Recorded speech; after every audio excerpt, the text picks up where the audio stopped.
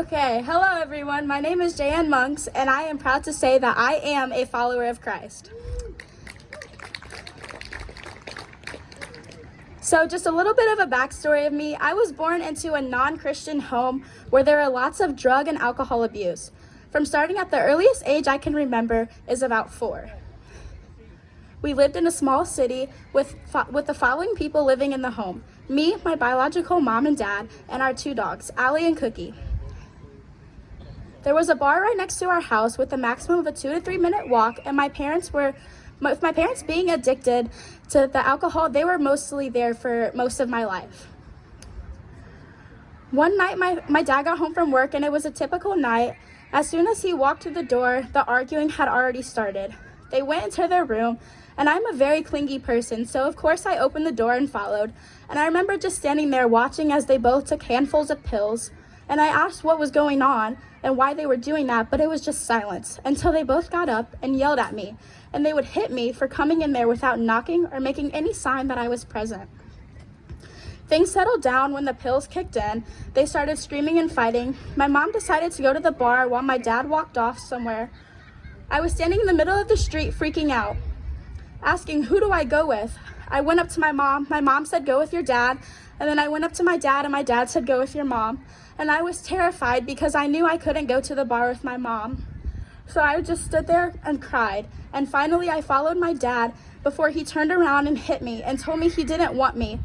After a bunch of screaming and crying, my mom decided she was going to leave me. She wasn't going to leave me.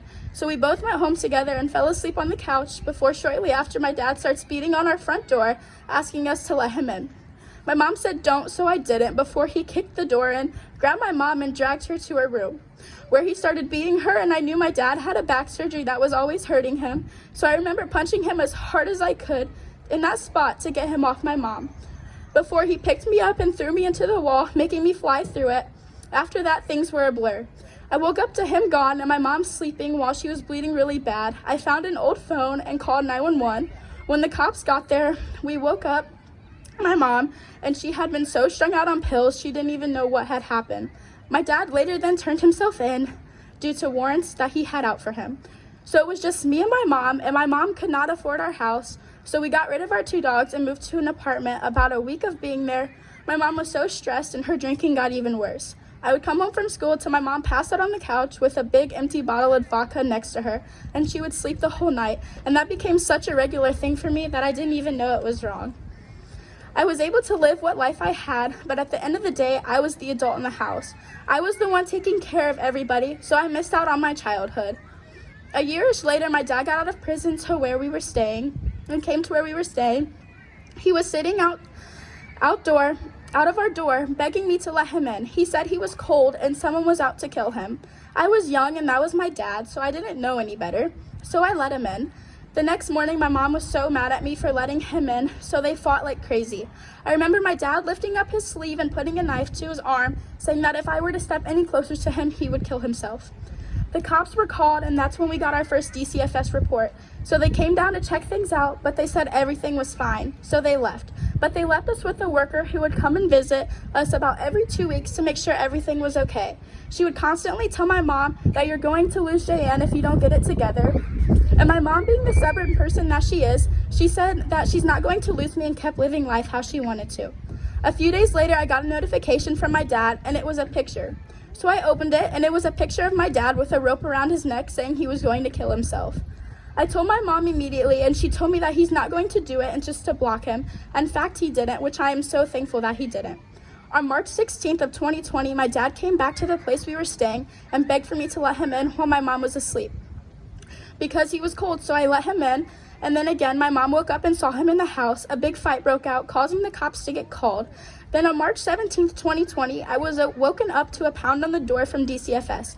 So I woke up my mom and opened the door for them to tell us that I need to pack my stuff and leave, because it was too much of a dangerous home for a child to be living in. So I had to leave, but my mom packed everything for me because I had to go get questioning, and I remember telling the DCFS workers, I don't get taken care of, nor do I get fed, and all my parents do is fight and drink, and I'm terrified, and I don't know what to do. I get a hold of my Aunt Nancy, which they are truck drivers, so they were like 8 hours away. So while my mom packed my stuff, I stayed at my friend's house, and then I ended up going with my aunt when she got there to pick me up, and I stayed with her daughter's ex-husband and his kids at my aunt's house because my aunt and uncle were never home because they were the truck drivers. I was there for about 2 months, but all I did was lay in a bed and cry because I wanted nothing more than to be with my family. And I sat there and wondered 24/7, why am I going through this mess? I was so hurt and over everything. So at the age of 10, on April 8th, 2020, I decided I was over living. I hung the rope and put it around my neck, ready to end all the suffering that I have been facing. But then I stopped, and this wave of guilt just powered over me because I knew my cousin, who was 3 years younger than me, so he was only 7 at the time, would be the one to find me. And I didn't want to traumatize him, so I took the rope down, and the way that I found to cope through that was cutting. And I started cutting at the age of 10. I then was removed from the home and was placed in about 10 different homes, but only with family members until I was staying with my sister Alexis, and I couldn't stay there anymore due to background reasons. But by this time I was out of family members, so I had to go to a stranger's house. Little did I know this was going to be the most life-changing thing ever.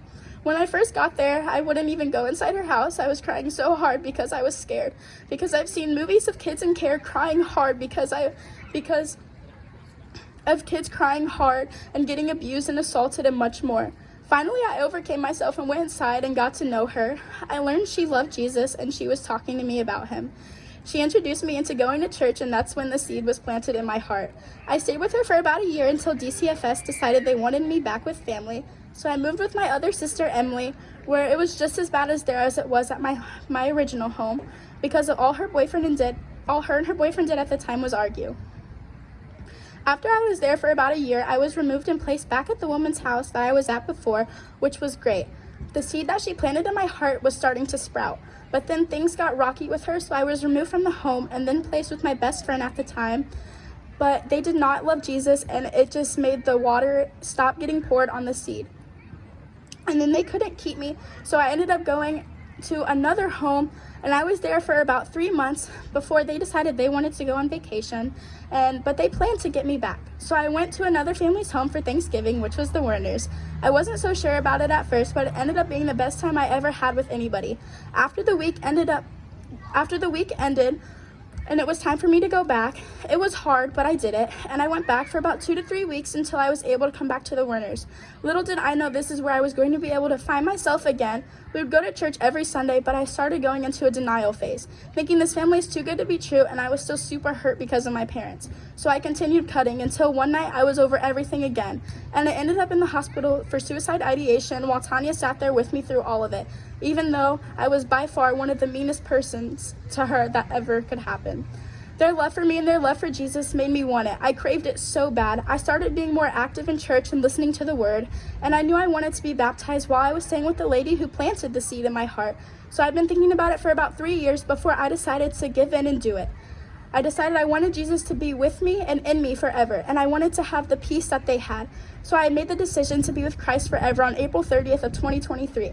My walk has not been easy. I still struggle, but now I know I have God and his strength by my side forever and always.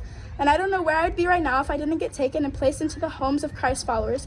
It just shows God has a plan for everyone. My life definitely was not easy, but I would do it all again in a heartbeat, if that means I can help someone with my story. And I really thank all of you for pushing me to be the best I can be and just being there with me as I walk my walk with Christ. One of my favorite verses was from a song that we learned at CIY. I sought the Lord, and he heard, and he answered. And I just pray that verse over all of you. I didn't know then, but I know now, that God gives us all different situations so we can turn to him, and foster care was mine. Thank you all for listening, and just a reminder, no matter how dark your storm is, God can pull you out of it because he has a plan for all of you. We are all his. Isaiah 43:1. Fear not, for I have called you by name. You are mine. Thank you all once again.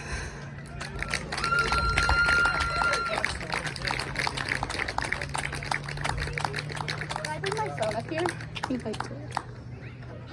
Uh-oh. Did I lose it? I don't know. I think I had my phone. And I don't know what happened.